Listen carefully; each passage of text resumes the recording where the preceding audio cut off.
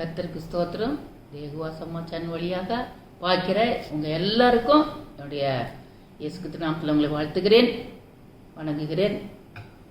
உங்களுக்கு இன்றைக்கு ஒரு சிறிய செய்தி ஆண்டவர் உங்களுக்கு கொடுக்கிறார். எசேக்கியேல் 37வது அதிகாரம் 4-5. உலர்ந்த எலும்புகளே, கர்த்தருடைய வார்த்தையை கேளுங்கள். கர்த்தராகிய ஆண்டவர் இந்த எலும்புகளை நோக்கி, இதோ நான் உங்களுக்குள் ஆவியை பிரவேசிக்க பண்ணுவேன், அப்பொழுது உயிரடைவீர்கள். ஆமென். அப்பொழுது நீங்கள் உயிரடைவீர்கள். உலர்ந்த எலும்புகளை பார்த்து கர்த்தர் உங்களை பார்த்து பேசுகிறார். எசேக்கியேல் ராஜாவை பார்த்து ஆண்டவர் சொல்கிறார், பள்ளத்தாக்கில் நீ போய் பாரு, அங்கே உலர்ந்த எலும்புகள் சிதறி கிடக்கிறது, அதை பாருங்கார். இந்த எலும்புகள் உயிரடையுமா ஆண்டவர் என்ன எசேக்கியேல் ராஜா கேட்குறாரு. உயிரடையும் அப்படின்னு இவர் ஆண்டவர் சொல்கிறாரு. அப்புறம் உங்கள் வாழ்க்கையிலையும் உலர்ந்து போயிருக்கீங்களா? உங்கள் வாழ்க்கையில் பிரச்சனை உணர்ந்து போயிருக்கிறதா? வேலை இல்லாமல் இருக்கிறீங்களா? திருமணமாகவில்லை என்று உலர்ந்து போயிருக்கிறீங்களா?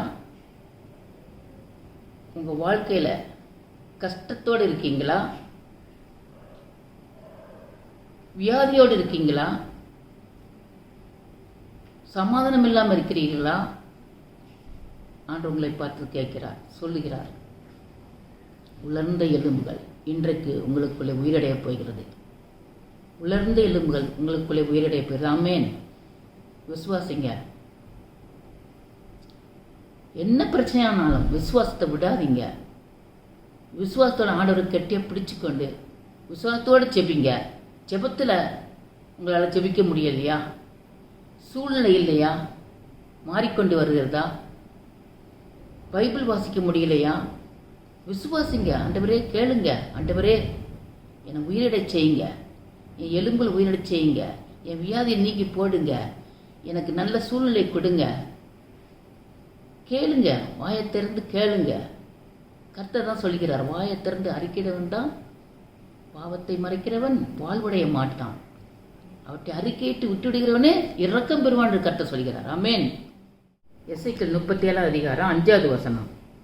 கர்த்தராகிய ஆண்டவர் இந்த எலும்புகளை நோக்கி, இதோ நான் உங்களுக்குள் ஆவியை பிரவேசிக்க பண்ணுவேன், அப்பொழுது உயிரடைவீர்கள். அப்பொழுதுதான் ஆவியை, அவருடைய ஆவியை உங்களுக்குள்ள பிரவேசிக்க பண்ணுகிறார். அல்லேலூயா. நமக்குள் பிரவேசித்தால் அவர் நமக்குள் இருந்தால் நம்மளை எந்த தீங்கும் நமக்கு நேராது, எந்த வாதி நம்மளை தொடாது, எந்த சாத்தான் நம்மளை தொட முடியாது. ஆமென்.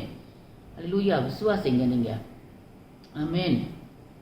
அவர் ஆவி நம்மளோட வாசமா இருக்கும்போது, நம்ம விசுவாசித்து நம்முடைய வார்த்தையை கைக்கொள்ளும் போது, அவருடைய வார்த்தை தான் இயேசு தான் வார்த்தை. ஆமென். ஒரு வார்த்தை விசுவாசிங்க, விசுவாசி செபிங்க, சொல்லுங்க, அறிக்கையிடுங்க. செபிக்க முடியலையா? முழங்கால் போட்டு செபிக்க முடியலையா?